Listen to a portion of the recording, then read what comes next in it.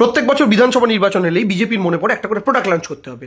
2021-এর বিধানসভা নির্বাচনের আগে বিজেপি দক্ষিণ 24 পরগনা জেলা চুজ করেছিল তাদের প্রোডাক্ট লঞ্চ করার জন্য, কিন্তু যথারীতি সেই প্রোডাক্টটা মার্কেটে ফেল করে যায়, কোনো কাজে লাগে না।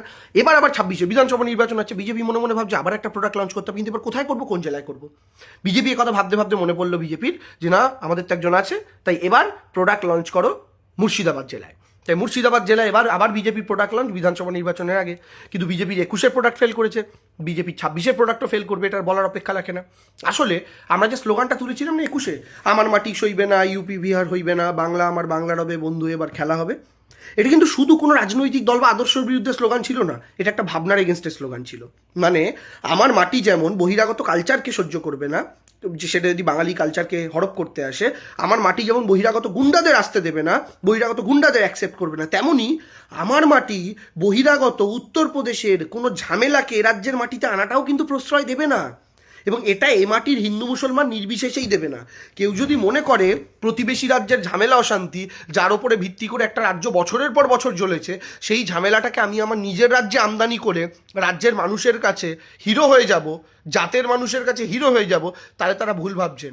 তাদেরকে জাতের নামে বজ্জাতি করার জন্য তাদের জাতের মানুষরাই আগে সরাবেন, সেটা যেই হয়ে থাকুক না কেন।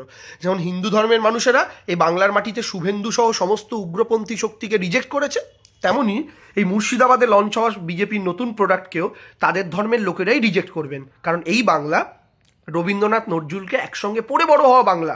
তাই এই বাংলায় কেউ যদি মনে করেন ওই পলিসিতে কাজ করবেন, করে সাকসেসফুল হবেন, সেটা সম্ভব না। আর আরেকটা কারণ আছে, এটা আমার ধর্ম মত নির্বিশেষে প্রত্যেকের কাছে বক্তব্য। আপনারা একটু খেয়াল করে দেখবেন, একজন হিন্দু তিনি মন্দির বানাবেন, একজন মুসলিম তিনি মসজিদ বানাবেন, একজন শিখ তিনি তার ধর্মস্থান বানাবেন, একজন খ্রিস্টান তিনি তার ধর্মস্থান বানাবেন। ইটস কোয়াইট ন্যাচারাল, এটা হওয়াটাই স্বাভাবিক, না হওয়াটাই অস্বাভাবিক। কিন্তু সারা বছর তারা প্রত্যেকে করুন, কিন্তু খেয়াল রাখুন ঠিক কারা কারা ভোটের 3 মাস আগে ওপরওয়ালার মন্দির বা ওপরওয়ালার উপাসনা স্থল তৈরি করছেন। খেয়াল করে দেখুন, আজ থেকে ঠিক 1.5-2 বছর আগে 2024-এর লোকসভা নির্বাচনের ঠিক 3 মাস আগে এক দাড়িওয়ালা বাবা রাম মন্দিরের উদ্বোধন করেছিলেন। তখন রামচন্দ্র কিন্তু ক্ষিপ্ত হয়েছিলেন, তিনি দাড়িওয়ালা বাবার কানটা মুলে দিয়ে বলেছিলেন, ওরে বেটা, আমি তো রাজনীতির বস্তু নই, তুই ভোটে জিততে চাস বলে ভোটের 3 মাস আগে আমার মন্দির তৈরি করলি, আর কি বলে বেড়াচ্ছিস লোককে যে আমি রামকে এনেছি, জো রামকো লায়া হ্যাঁ হাম উসকো লায়েঙ্গে। আরে মূর্খ, আমাকে আনার ক্ষমতা তোর নেই, তোকে আমি এই পৃথিবীতে এনেছি। এই বলে রামচন্দ্র দাড়িওয়ালা বাবার কানটা মুলিয়ে দিয়ে তার 400-র গাড়ি 240-এ আটকে দিয়েছিলেন।